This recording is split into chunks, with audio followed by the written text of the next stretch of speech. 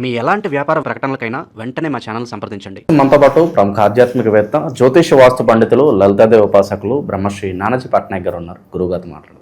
నమస్కారం గురుగారు. శ్రీమాత్రే నమః. గురుగారు, మిథున రాశి వాళ్ళకి విశేషంగా ఈ మార్చి నెల ఏ విధంగా కలిసి రాబోతుంది? గ్రహణం తాలూకు ఇంపాక్ట్ వీళ్ళ మీద ఎలా ఉండబోతుంది? మరి ఉగాదిని ఏ విధంగా వినియోగించుకుంటే ఈ మాసం వీళ్ళకి కలిసి వస్తుంది అంటారు?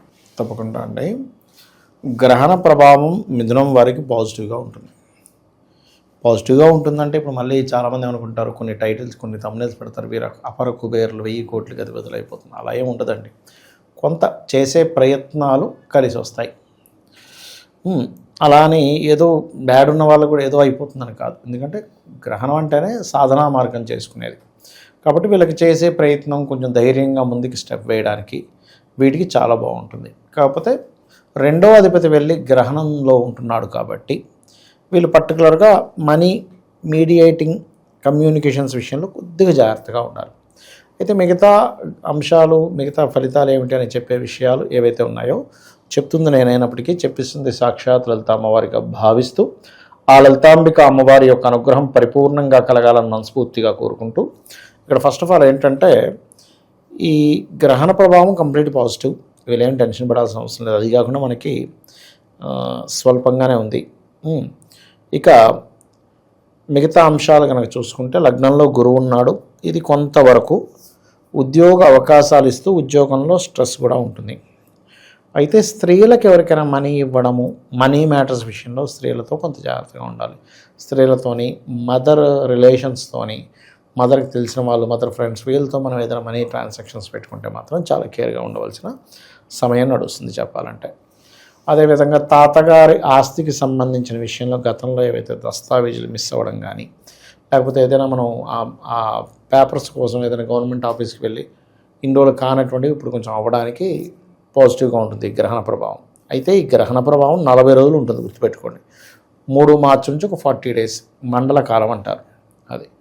ఇక వీళ్ళకి సంతానానికి ఎప్పటి నుంచో కొంతమంది చూడండి, తల్లిదండ్రులు మంచి జాబ్స్లో ఉంటారు కానీ పిల్లలు ఇంకా సెటిల్ అవ్వరు. జాబ్ వస్తే బాగుంది. ఎందుకంటే వాళ్ళు ఎంత జాబ్ చేస్తున్నా పిల్లలకు జాబ్ లేకపోతే వీళ్ళకి సాటిస్ఫాక్షన్ ఉండదండి. వాళ్ళు ఎన్ని లక్షలు కోట్లు సంపాదిస్తున్నా కూడా కూర్చొని తినొచ్చు అయినా సరే ఏంటి, ఎందుకంటే అదొక గౌరవంగా ఉంటుంది జాబ్ అనేటువంటిది. అలా ఎదురు చూసేటువంటి వారికి శుక్రుడు శనితో కలిసి 10వ స్థానంలో ఉంటున్నాడు కాబట్టి ఈ మాసంలో మీకు మీ పిల్లలకి ఎప్పటి నుంచో ఉద్యోగం కోసం, అందులో ముఖ్యంగా విదేశాలకు వెళ్ళి అక్కడ ఉద్యోగం కానివ్వండి, కన్సల్టెన్సీ సెంటర్స్ వల్ల కానివ్వండి, క్రియేటివ్ రిలేటెడ్ వాటిలో కానివ్వండి, మెడికల్ రంగాల్లో వాటిలో కానివ్వండి ఉద్యోగ అవకాశాలు రావడానికి చాలా అనుకూలంగా ఉంది చెప్పాలంటే. అలాగే కొంచెం తండ్రికి, కొంతమంది చూడండి ఫాదర్కి కొంచెం బీపీ లెవెల్స్ ఎక్కువగా ఉంటాయి. 6వ అధిపతి అయినటువంటి కుజుడు తండ్రి స్థానంలో 9వ స్థానంలో రాహుతో కలిసి ఉన్నాడు కాబట్టి కాస్త బీపీ ఎక్కువగా ఉండేటువంటి ఫాదర్ విషయంలో కొంచెం కేర్గా ఉండాలి. ఎవరినైనా మనిషిని అక్కడ పెట్టడం. కొంతమంది ఎలా ఉంటుందంటే తండ్రి కొడుకులే ఉంటారు ఇంట్లో. అప్పుడు తండ్రిని ఇంట్లో వదిలిపెట్టి ఆఫీస్కి వెళ్తే ఏదైనా ఉన్న పక్కన మనిషి ఉండాలి. కాబట్టి కొంచెం జాగ్రత్తగా చూసుకోవాలి ఈ యొక్క విషయాలు. లాంగ్ జర్నీస్ వెళ్ళేటప్పుడు కూడా కొంత జాగ్రత్త వహించాలి. వద్దన్న సంబంధాలు అయితే వస్తూ ఉంటాయి, వాటి వల్ల కూడా కొంత స్ట్రెస్ ఉంటుంది. పార్ట్నర్స్ వల్ల కూడా కొంత స్ట్రెస్ అనేటువంటిది ఉంటూ ఉంటుంది వీరికి చెప్పాలంటే. అండ్ అలాగే కొంచెం ఆన్లైన్లో ఒక్కోసారి మనం చూడండి, ఎవరో ఏదో ఫోన్ వచ్చేసి మన బ్యాంకులో ఉన్న డబ్బులన్నీ వెళ్ళిపోతుంటాయి. అటువంటి విషయాలలో కాస్త జాగ్రత్తగా ఉండాలి వీళ్ళు పర్టికులర్గా చెప్పాలంటే. ఇక వీళ్ళు చేయవలసిన దేవతారాధన కూడా ఏమిటి అంటే లలితా సహస్రనామాలు, అందులోని లలితతో పాటు మనకి వారాహి అమ్మవారి అష్టోత్తరం, సూర్య నమస్కారాలు, ఇవి ఎంత చేసుకుంటే అంత మంచిది చెప్పాలంటే.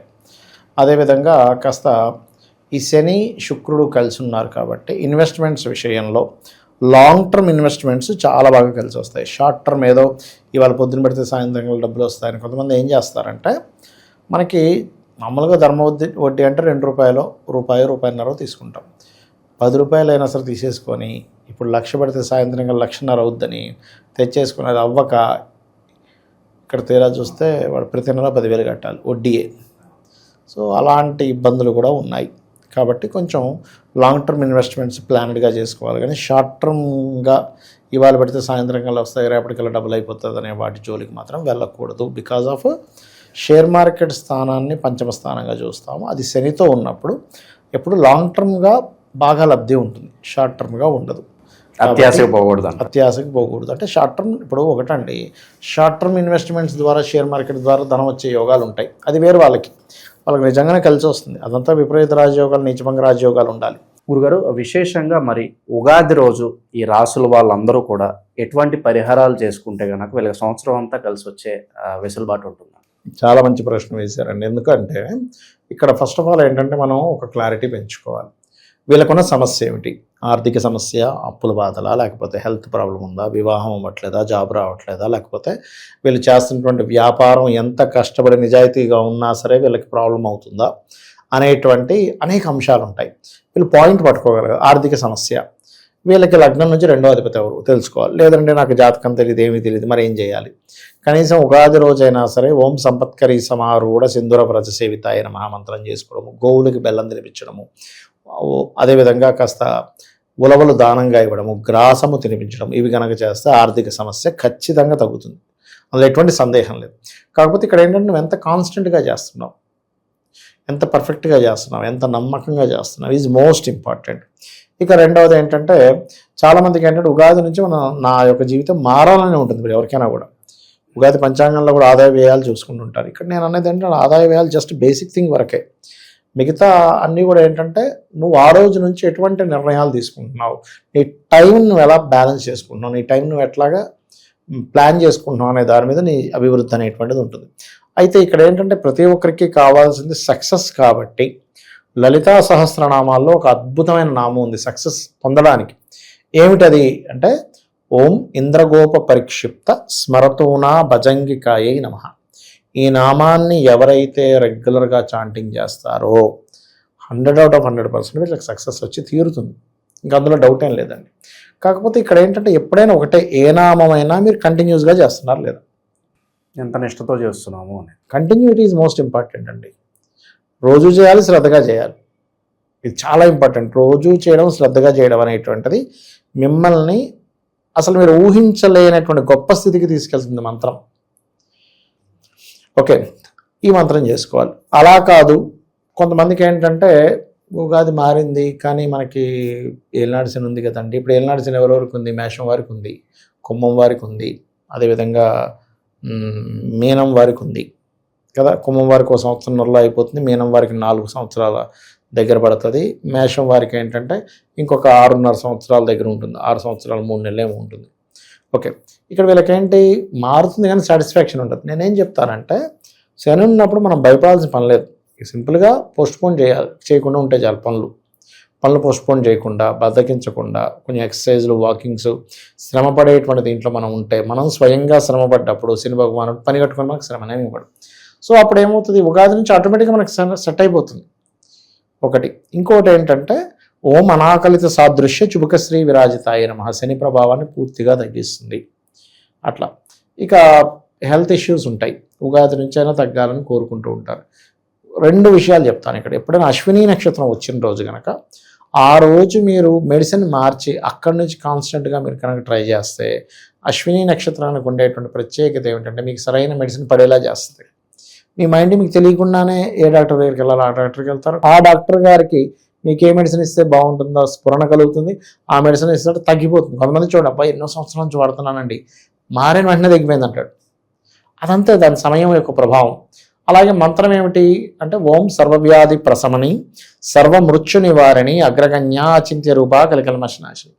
అయితే ఎప్పుడైనా సరే ఏ నామం, అమ్మవారి నామాన్ని ఏది చేసినా దానికంటే ముందు కొంచెం సేపు శివనామ స్మరణ చేసుకోవాలి. నమశివాయ పంచాక్షరి చేసుకోవాలి. పంచాక్షరి చేసి అమ్మవారి నామం చేస్తే అద్భుతంగా పనిచేస్తుంది. అది ఇక ఉగాదిలో ఇక్కడ నేను చెప్పేది ఒకటే, ఉగాది పచ్చళ్ళలోనే మనకి చాలా విషయాలు ఉంటాయి. ఏంటి తీపి, వగరు, చేదాన్ని ఉంటాయి. అంటే దాని అర్థం ఏమిటి? అరే బాబు నీ లైఫ్లో అన్నీ ఉంటాయి అని సింబాలిక్గా చెప్పడం. ఇక్కడ ఏంటంటేనండి సమస్యలు అందరికీ ఉంటాయి. కొంతమంది ఎంజాయ్ చేస్తారు అదే సమస్యను పట్టుకుని, కొంతమంది బాధపడుతూ ఉంటారు.